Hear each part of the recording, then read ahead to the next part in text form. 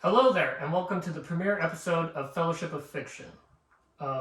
We leaked a little video a couple days ago. It was just an introduction to who we are and how we all know each other. Thank you for watching that to those of you who did. If you didn't, go check it out. Brain fart. With this week's episode premiering on May 4th, we only thought it right to discuss one of our pillars, and Star Wars being a pillar, obviously.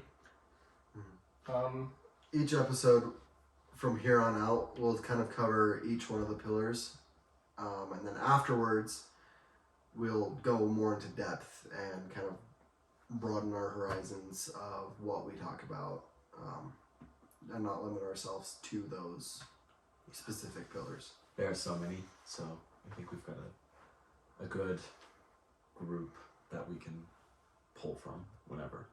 Like Mortal Kombat just came out. Yeah. Mm-hmm. Talk about that. That's cool. Pretty good. I liked it. And so with this episode, we're just going to talk about some of our favorite things from all of Star Wars, originals, sequels, prequels, TV shows, all of that. Yep. So if you want to post it first.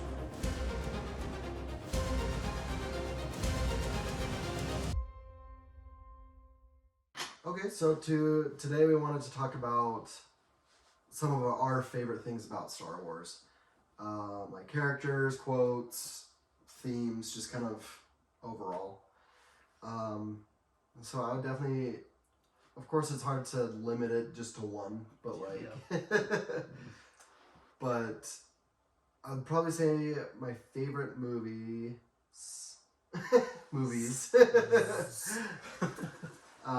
would be Revenge of the Sith, Empire, and I would say my guilty pleasure of them all is Return of the Jedi. Something about Return of the Jedi I love. Good movie.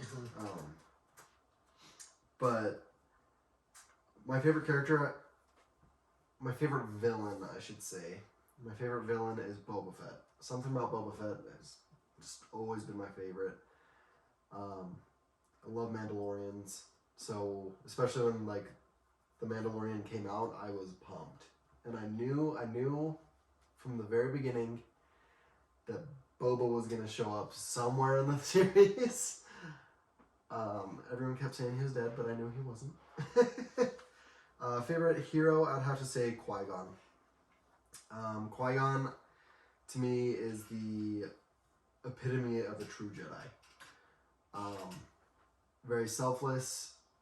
He always impressed upon Obi-Wan to live in the moment, which I feel is very prominent in being a Jedi. I'd have to say my favorite quote is when Luke is fighting Vader, and after he cuts Vader's hand off, he says to the Emperor, he says, "I'll never turn to the dark side. You failed, Your Highness. I am a Jedi like my father before me." So good. Every time in that movie, I get chills when he says that. I love the power that comes behind it. Because Luke never gave up on Vader. Never gave up knowing that he had, or that he was still a Jedi inside. Vader, of course, has the most tragic story in all of Star Wars, and The most. Like, yes, there are a lot of sad stories in Star Wars. It's full of sad stories, but I mean, he is the chosen one. Vader. Everyone thinks it's Luke who's, the main character, but it is Vader. It's Vader's story. So just that line where he says, "No, my father is a Jedi, and so am I," it just hits me hard. I watched a video today where like it was from that, and it's when he ignites his lightsaber, Luke, and goes to strike down Palpatine, but Vader stops him, and I saw the comment on it, and it was like, Vader wasn't stopping him from killing Palpatine. He was stopping Luke from basically killing himself. and going for the revenge of the Sith, basically, and turning to the dark side. So then it loops back, still shows that Vader is still the chosen one because the Sith never rose again. It was just Palpatine the entire time. Yeah. My favorite theme, I would have to say. So I have two. We're gonna have a lot of multiple Yes, favorite we will. things. I'd have to say one of my absolute favorite themes, and it's not even like an actual theme in Star Wars. It's a mix of two by Samuel Kim. Samuel Kim, check him out. Is the Boba Fett theme, or like the Book of Boba Fett theme that he mixed Boba's old theme and the new theme together. It's kind of cool. It's so sick. I love it because it kind of mixes the two Boba Fetts together. Like it mixes Jeremy Bullock's Boba, where, you know, in Empire Strikes Back it plays while he's walking around Bespin, and it fits that Boba Fett. But the new Boba Fett with Tamora Morrison, it's hard to say the new Boba Fett because Tamora has kind of been Boba for a very long time. Let's just The say goat. they'll recognize my face. Yeah. But it fits his style, the new theme.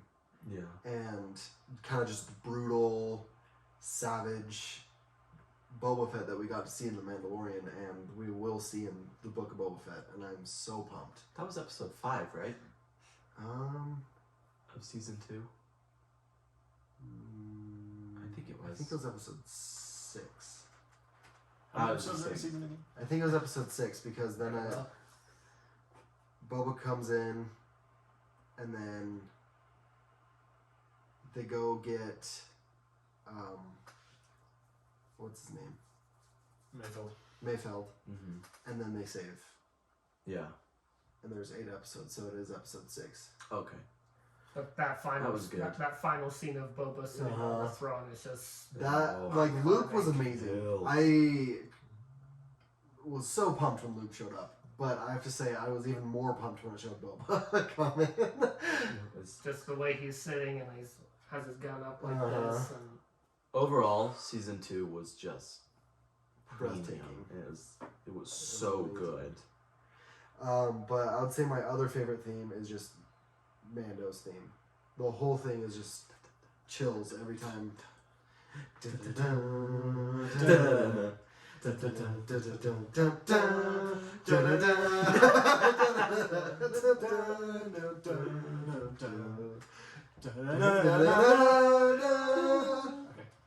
copyright. Oh, No, okay. No, we No, can say that it's after fine. we say it. Don't do that. Don't copyright, please. But yeah, We'll cry. I would say those very briefly are some of my favorites of Star Wars. There's many more, but those are the ones I'll touch on today. Sweet. Yeah, nice list. Feel like that kind of goes along with all of us too. Yeah. But Our lists are going to be Well, overlapping. Very much the Uh-huh. same, yes. Very similar in some ways, very different in others. Nope. I'll go. So I have a lot of different likings.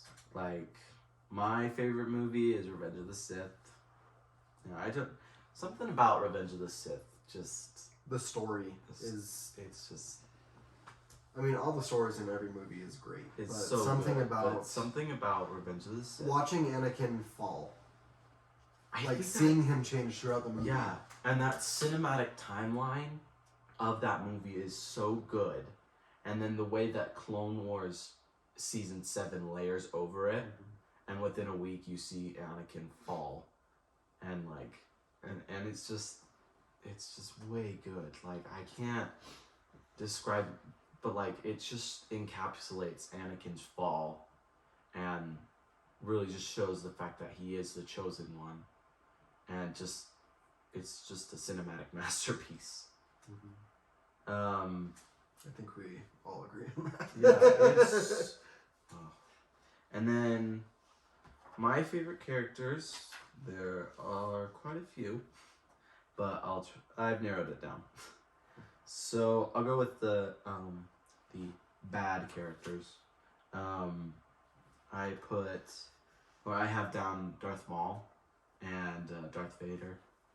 Is it like bad as in like... As in villains. Villains, yeah, villains. Sorry, not like... If We're you gonna list off the characters I don't like. or like as in like you agree with their philosophies and views, so you don't view them as bad guys. You agree with No. We got a nitpick, It's, Jax.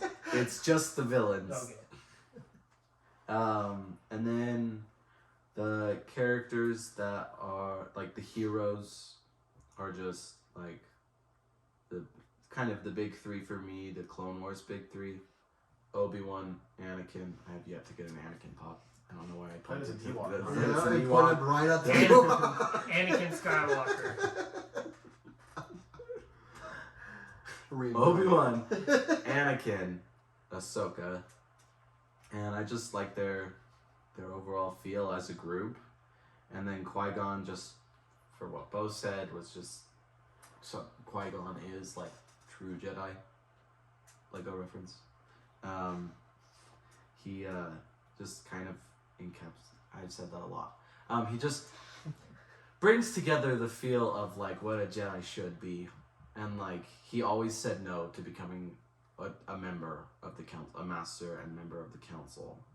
And I always thought that was just like a good role model view where he's like, I can't do my job if I have to deal with being on the council. He's like, I can't do my duty as a Jedi.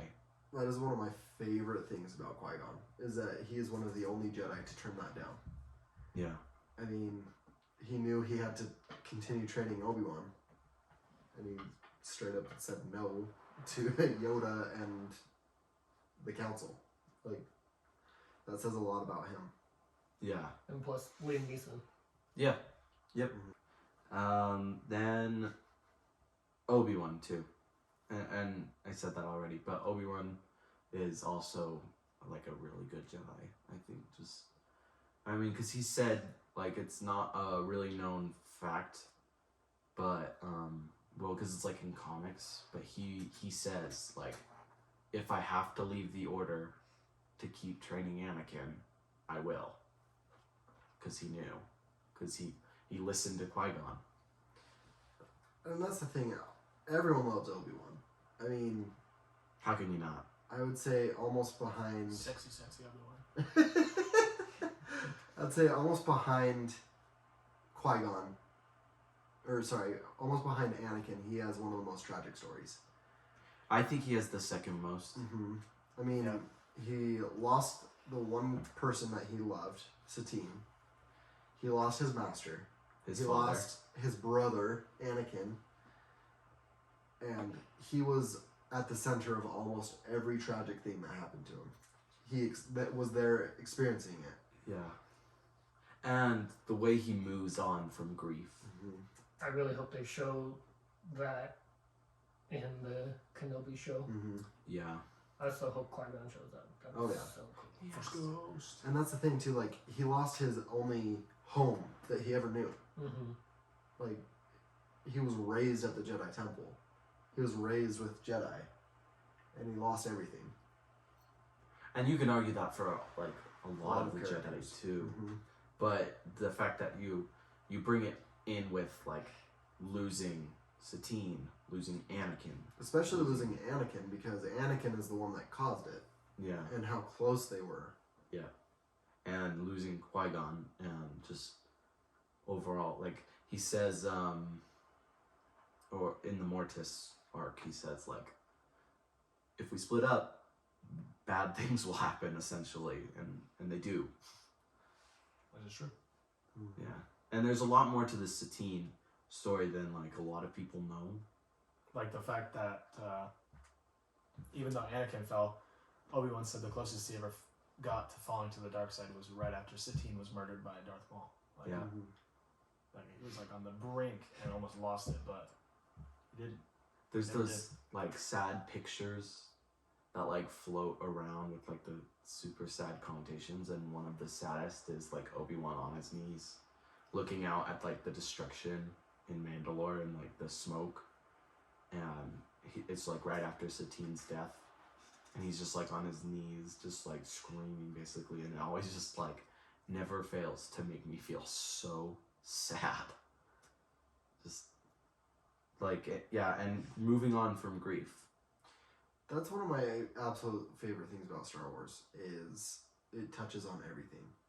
Touches on emotions, touches on like just the way you feel. Mm-hmm.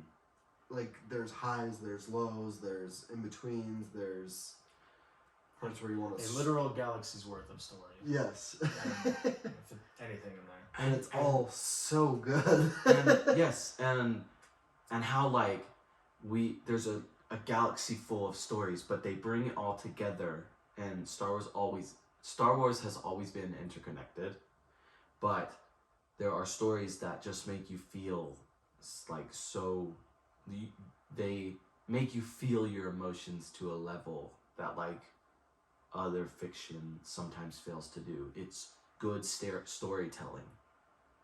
And that's what good storytelling is supposed to do. You're supposed to be able to take away from something that's not real and be able to apply it to real life. Yeah. Like, not to, like, devote your whole life to becoming a Jedi, but, like, you can take certain aspects of being a Jedi and put it into your real daily life.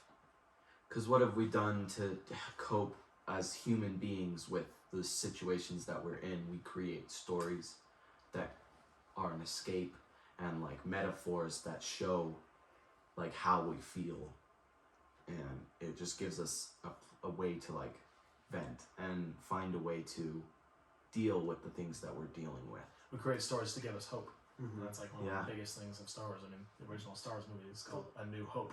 Yeah. That is one of the largest themes in Star Wars is hope. Like, Yeah. never give up hope. Hera says something along the lines in Rebels of like, we have hope, and if we have hope, all will go from there. Like all will be solved from there. That's one of the things that my football coach would tell us all the time, like before a game. He would tell us, destroy their hope. If they don't have hope, they don't have anything. Yeah. Yep. And What's your favorite theme? theme Across the Stars, also just a sad one. Like it's just like I get teary-eyed thinking about it. Like just Anakin and Padme's love.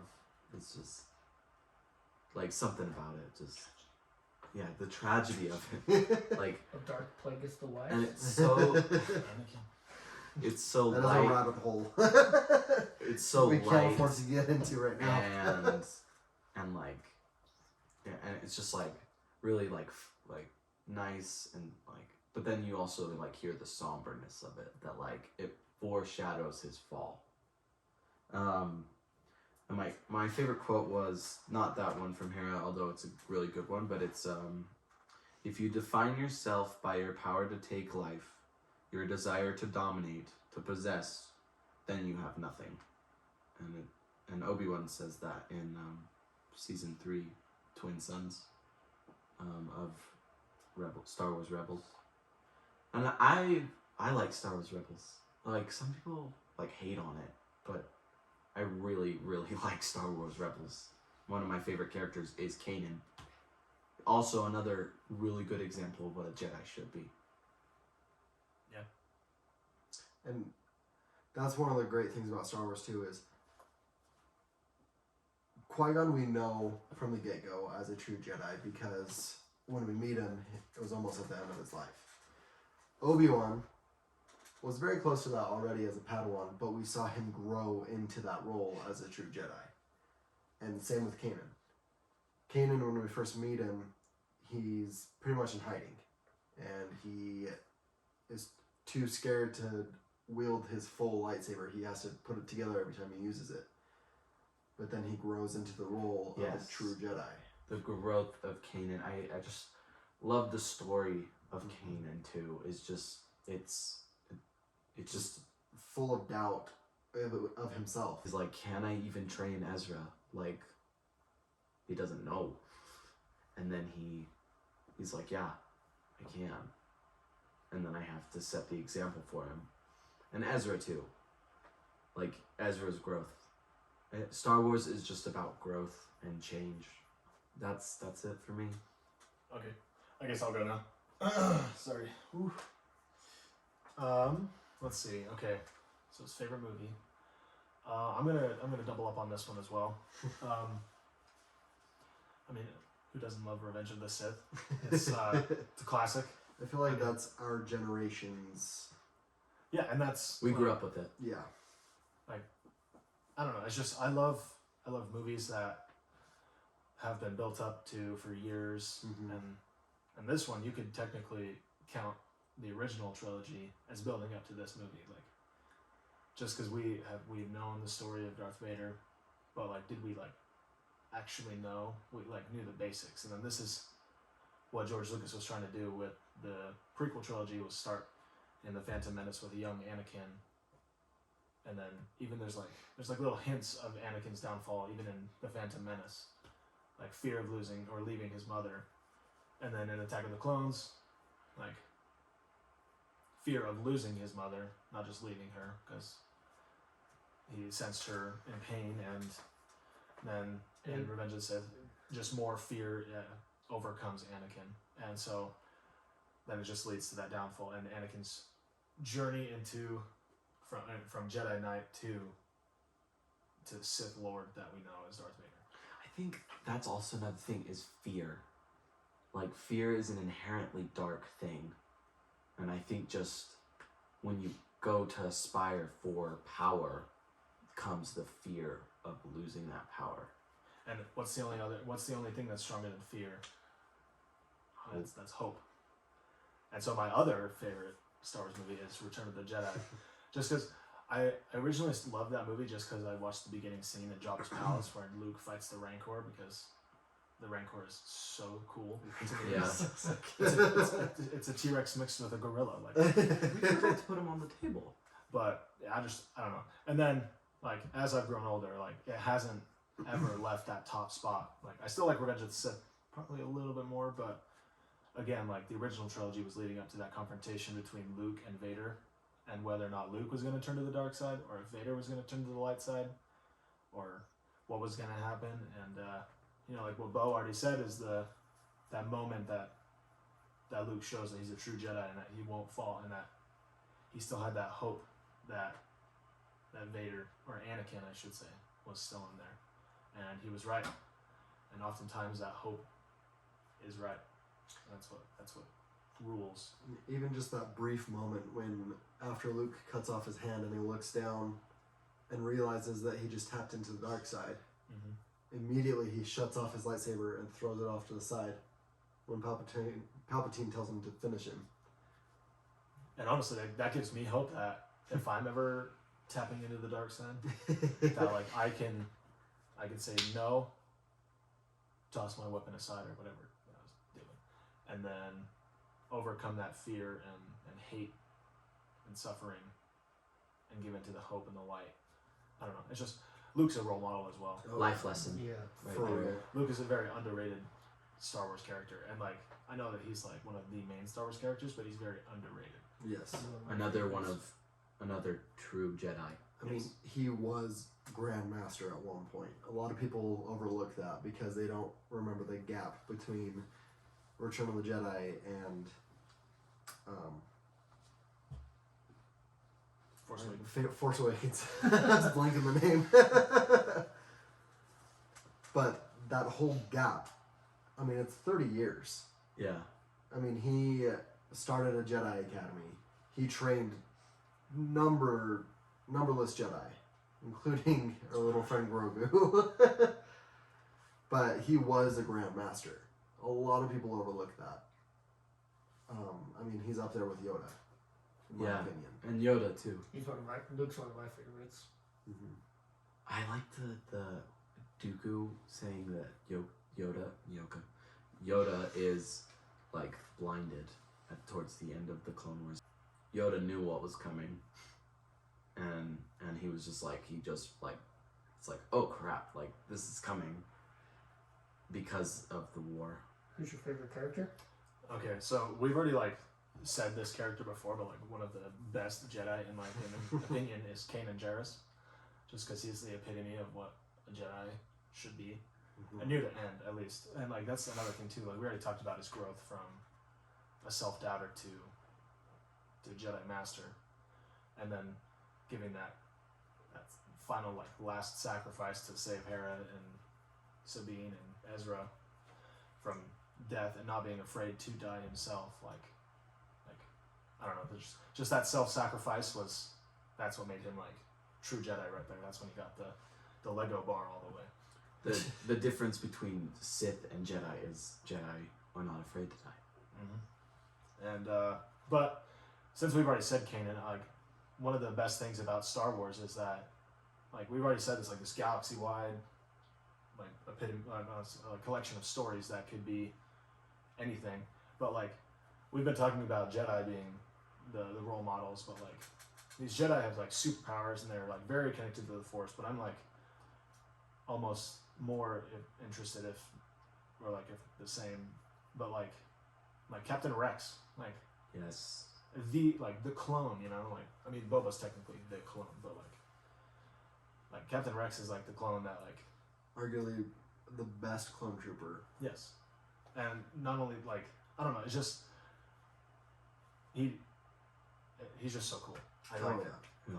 Like I look up to Captain Rex in a lot of things, and like let's see if in my wallet I've had this picture or this magnet of Captain Rex, and this is probably the first thing that is Star Wars related that I have ever owned, and I don't even remember where I got it, but it's a Phase 1 Captain Rex and 2 other clones by I just ever since I got this I've wanted to know more about what this super cool looking guy was, and so I eventually found out that it's Captain Rex, and so this is like the oldest piece of Star Wars memorabilia that I have, and the second instance of like Star Wars media that I've like come across, and like I don't know, that's just why it's been. I don't know. I love Captain Rex. Always have. Always will.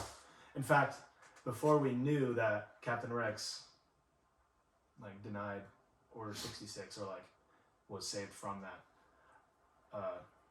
like we didn't know what his story was because he wasn't in Revenge of the Sith. But I had always told everybody, kind of like how Bo told everybody that Boba Fett didn't die.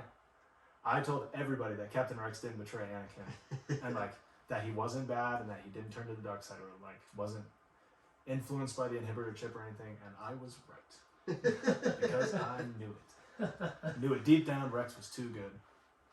And Rex arguably has one of the coolest clone helmets. Oh yeah. If not the coolest. It is so sick. Like I said, Captain Rex was like the second Star Wars character that like I had ever like. I don't know, like it was the second Star Wars piece of memorabilia or anything that I like had owned, and the second thing that I had it was the first thing I ever owned, the second thing I ever saw.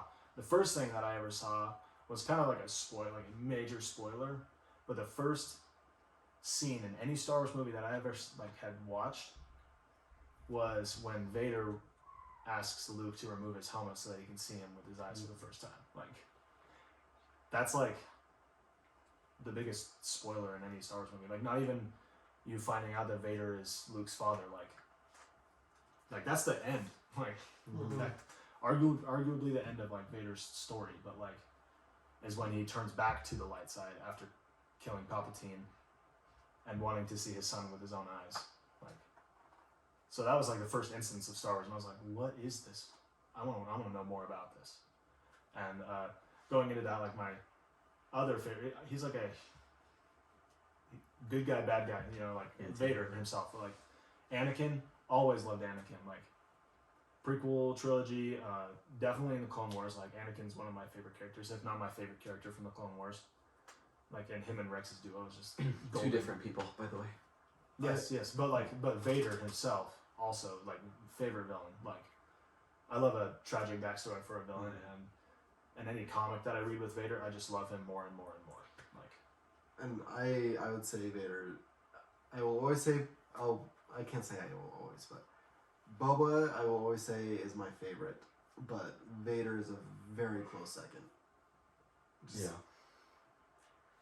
Just apart from the tragic backstory, he's just so cool. So cool. Remember that scene in Rogue One? Like, in the theaters? That was the coolest I thing remember ever. seeing that in the theater, and all three of us, I don't think Jax was there. I wasn't. But all three of us just turned and looked at each other.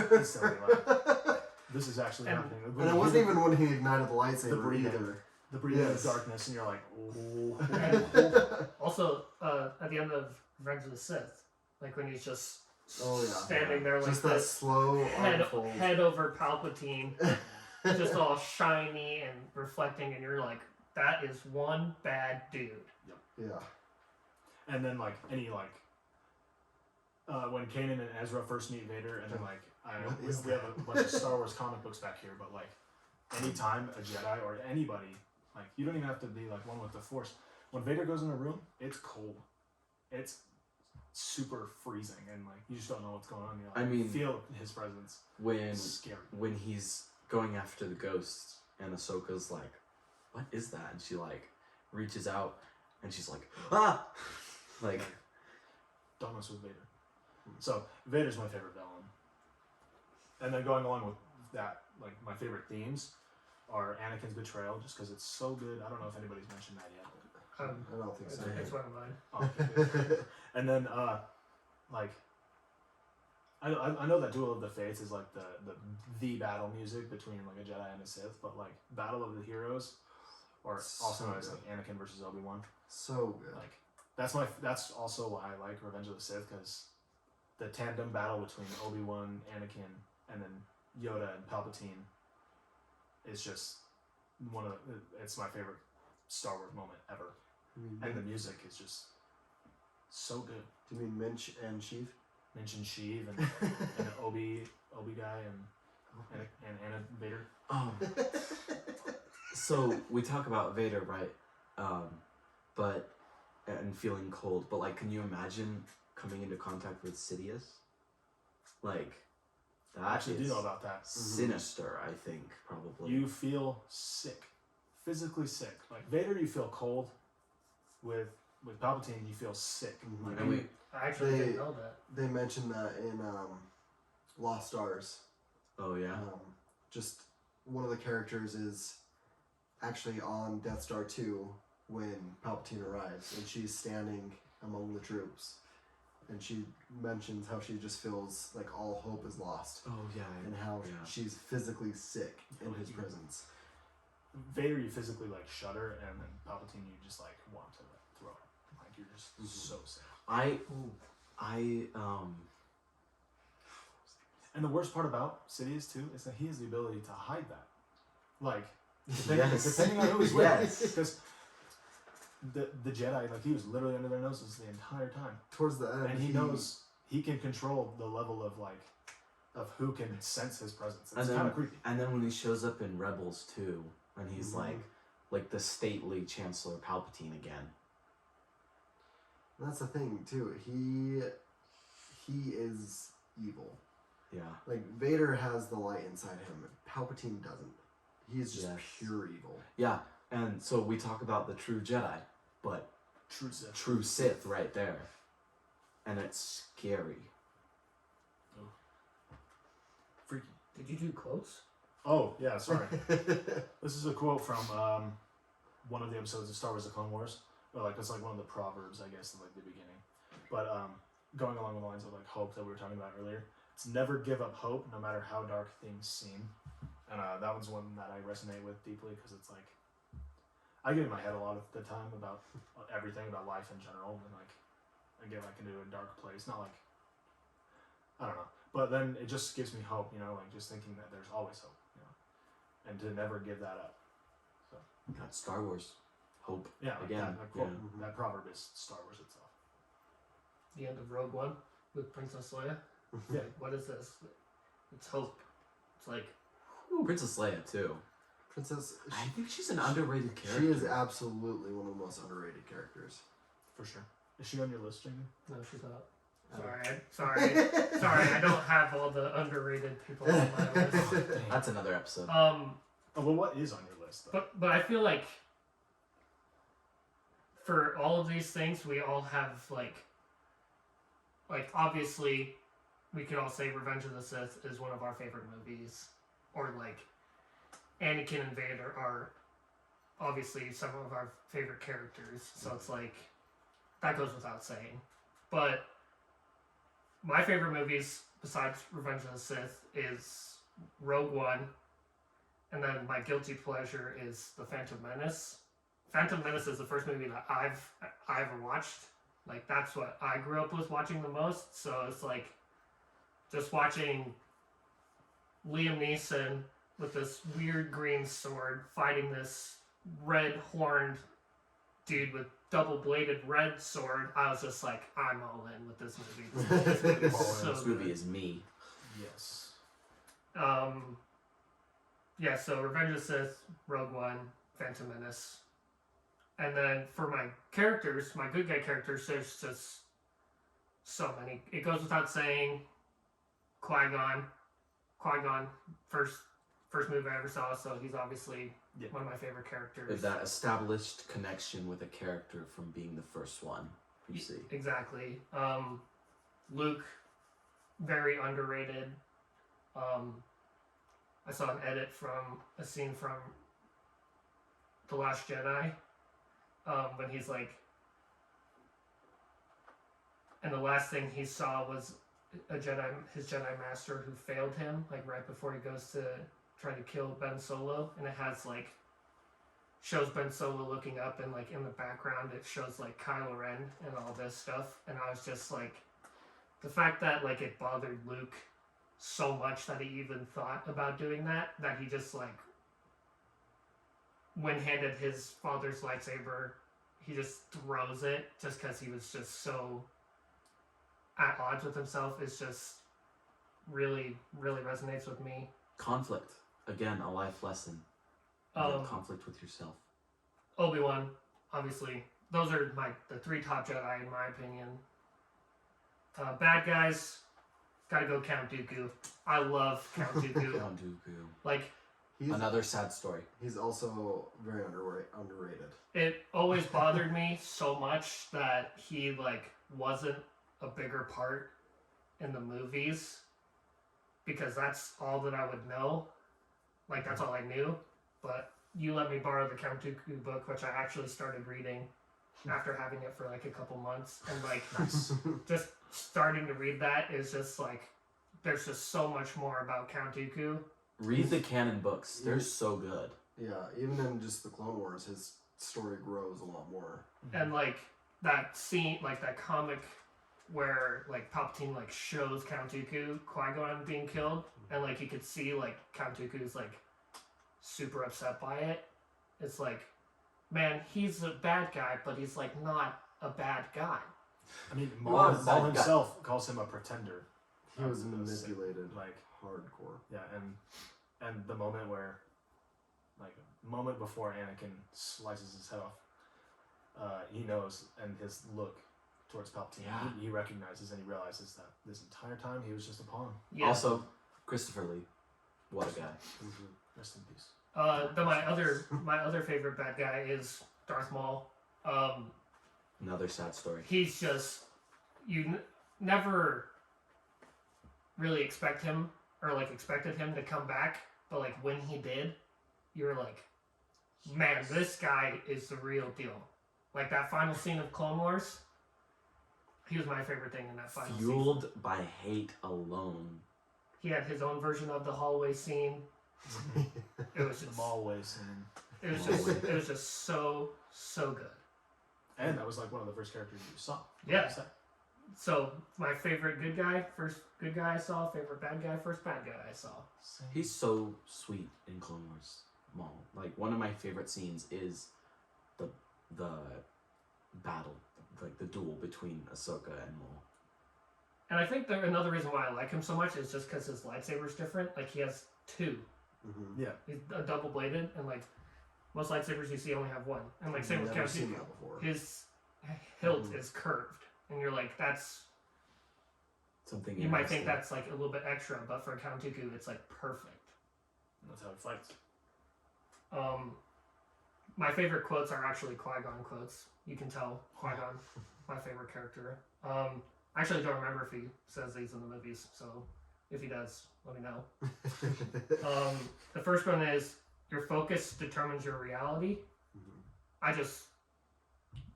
There's certain things that you hear when you read, and you're like, wow. Like, that hit me so hard. And, like, there's so many of them in Star Wars. That's just one. Another good reason to read the books is this development of characters from on screen, too. And then my next quote from Qui-Gon is, be mindful of your future, but not at the expense of the moment. He's just pretty much telling you to live in the moment, man. He's just like, right now, live right now. Then worry about what's going to happen later. And I just love that. I already said one of my favorite things was Duel of Fates. It's just... See, when I think of Duel of Fates, too, I don't think of Obi-Wan versus Anakin at first. I think of Maul and Qui-Gon in the Phantom Menace. Yeah. So it's just like seeing that door open with Maul standing there, and then he ignites the two lightsabers, and you're just like, one of the greatest Star Wars moments. I literally just got goosebumps right now. Oh shoot, he's got two. Yeah, like that's how I was. Like I was like, oh, he's got the one, and then he ignites the second. No, second like, one. what?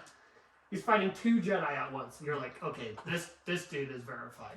That moment, even Blue over check 20 years later, is still jaw-dropping. It's still so epic. And another reason why I like Qui-Gon is because, like, when the force field walls or whatever come up, Darth Maul, he's sit there, he's pacing, you know he's ready.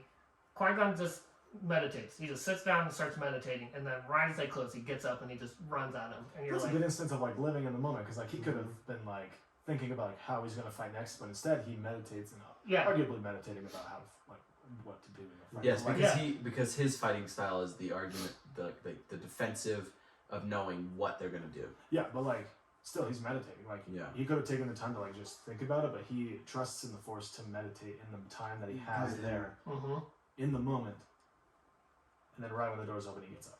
Another thing about him igniting is the fact that it's so memorable that when he does it in Clone Wars, we knew that Ray Park had done the choreography for that, because he was like, because it shows the lighting, and he does the same where it, like the little tilt and level, and we were all like, I remember that moment. We were all like, oh my gosh! And just the fact that Qui-Gon always shows up throughout all of the show, like through like everything, like he talks to Yoda in the Clone Wars, and then Yoda talks to Obi-Wan about him, because Qui-Gon teaches Yoda how to become like a Force ghost. So like he's just, and even in the sequels, like at the end with Rey, like you hear Qui-Gon, and it's just like, he's just so good. He's just so That's another thing. Jedi's influence lives on, which is another reason why they don't die, but the Sith do, because Sith are kind of hiding. You don't know that they're the Sith. And so their power of, like, their influence and staying alive after they're dead is, like, doesn't happen. Then we'll give you a funny song, the Cantina band song. That's, like, Classic. you hear that, You know what it is. you hear that, and you can't help yourself from moving. See? Like, it doesn't even have to be playing, and you just start moving. It's just like, and music for me in movies is like all these epic battles, epic moments. Like without the music, you would think would still be cool, but they're just not as cool. No. Yep. Well, Thank you, John Williams. Yeah, and that's for even sure. what kind of sold Star Wars to people in the first place is the sound effects and the music.